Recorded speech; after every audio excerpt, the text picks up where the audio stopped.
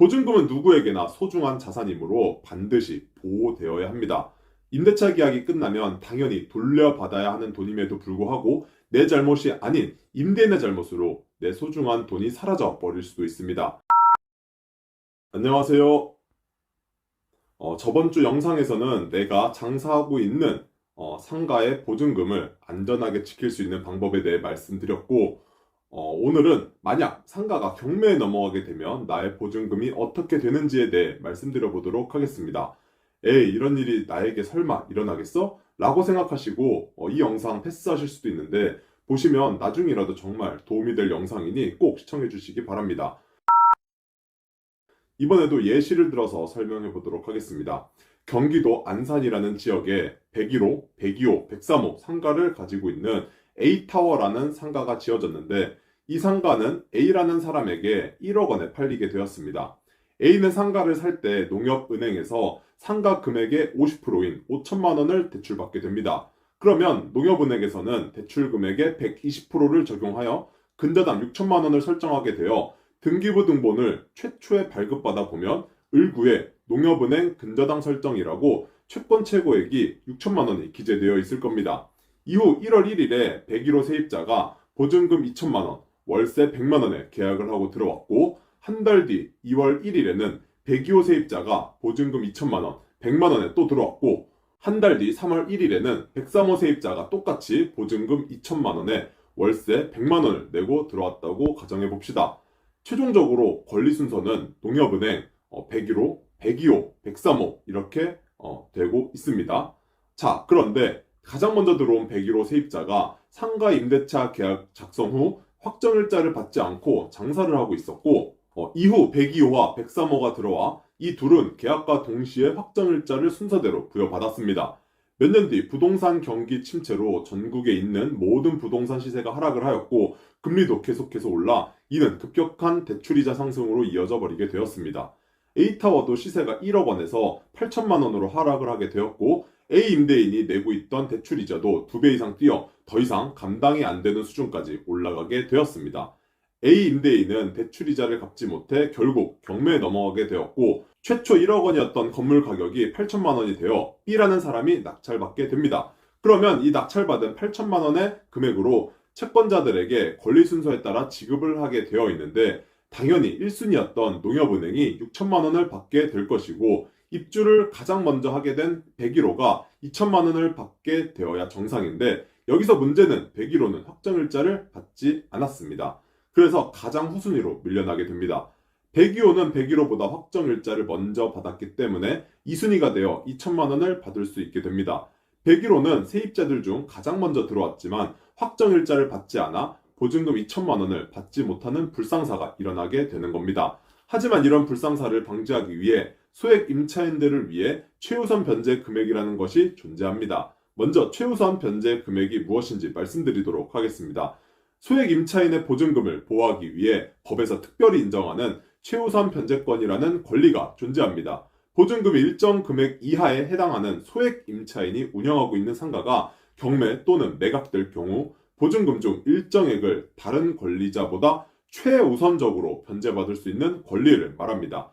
보증금 전액이 아니고 보증금 중 일정액을 받을 수 있는 건데, 아무나 보장받는 건 아니고 어떤 기준에 의해 소액 임차인만 보장을 받을 수 있습니다. 위의 예시처럼 101호 세입자가 확정일자를 비록 받지 않았더라도 사업자 등록증 발급일을 기준으로 우선권이 존재하기 때문에 기준만 충족이 된다면 102, 103호보다 먼저 최우선 변제금을 받을 수 있습니다. 보증금 전액이 아니고 일부분만 보장이 된다고 말씀드렸었는데, 어떤 기준으로 보장을 받게 되는지 예시를 들어보도록 하겠습니다. 먼저 상가 임대차 보호법상 최우선 변제금 범위에 대해 알아보도록 하겠습니다. 서울, 과밀억제권역, 광역시 그 밖의 지역으로 구분되어 있으며 이렇게 지역마다 금액도 다르게 적용이 됩니다. 예시를 들어보도록 하겠습니다. 영상 첫 부분에서 예시를 든 숫자들을 가지고 그대로 적용시켜 보도록 하겠습니다. 경기도 안산의 A타워 상가에 101호에서 103호 모두 보증금 2천만 원, 월세 100만 원에 들어와 장사를 하고 있었습니다. 경기도 안산이라는 지역이기 때문에 빨간색 표시 안에 있는 숫자들을 기억해 주시고요. 환산보증금을 한번 구해보도록 하겠습니다. 환산보증금은 보증금 더하기 월세 곱하기 100이며 계산을 해보면 2천만 원 더하기 100만 원 곱하기 100 해서 2억 1천만 원이 나오게 됩니다.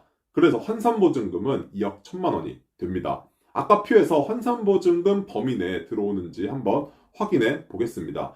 경기도 안산 지역은 환산보증금 5.4억까지 가능한 걸 보실 수 있겠습니다.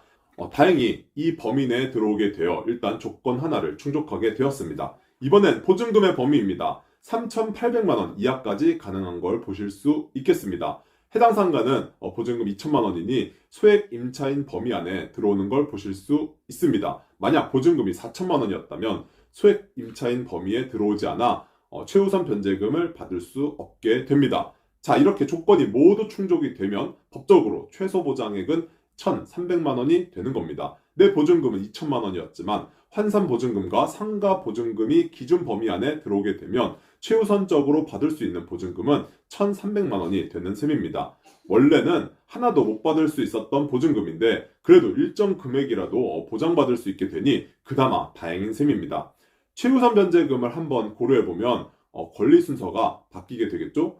8천만 원의 낙찰을 받은 건물의 근저당 설정 및 확정일자 부여 순서에 따라 원래 순서는 농협 102호, 103호, 101호 이런 순이었지만 최우선 변제금 보장 순서대로 하면 101호에서 103호가 1순위부터 3순위까지 일정 금액을 보장받을 수 있게 됩니다. 다만 여기서 중요한 건 이 최우선 변제금은 낙찰가의 2분의 1을 초과할 수 없습니다. 왜냐하면 세입자의 최우선 변제금 모두를 보장할 경우 다른 채무자들의 채권을 보장할 수 없기 때문입니다. 그래서 결론은 낙찰가 8천만 원 중 1,300만 원씩 총 3,900만 원은 101호에서 103호가 받게 되고 나머지 금액은 농협은행이 받을 수 있게 됩니다.